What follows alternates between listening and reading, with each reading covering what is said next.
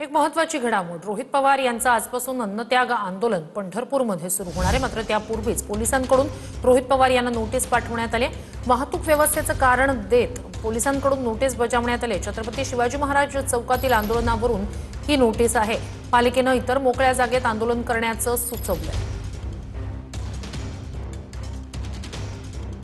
अधिक या सगळ्या संदर्भात जाणून घेऊया आपले प्रतिनिधी रवी लव्हेकर यांच्याकडनं। रवी, साधारणतः कधीपर्यंत रोहित पवार त्या ठिकाणी पोहोचू शकतात आंदोलनस्थळी आणि महत्त्वाची अपडेट अशी आहे ती म्हणजे नोटीस बजावण्यात आली, काय अधिकची माहिती?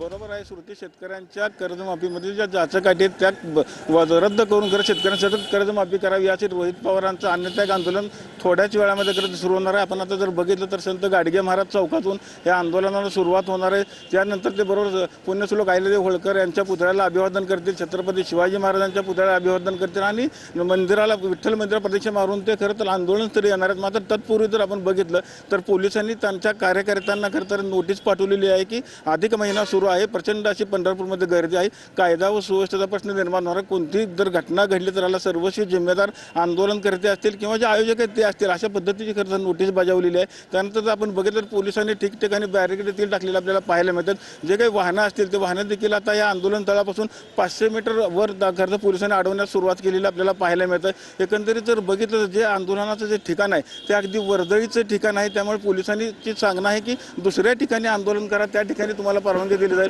मात्र आंदोलन करते नक्कीच रवी, नक्कीच अपडेट्स घेत राहूच। तुर्तास धन्यवाद तुम्ही दिलेल्या संपूर्ण माहितीसाठी।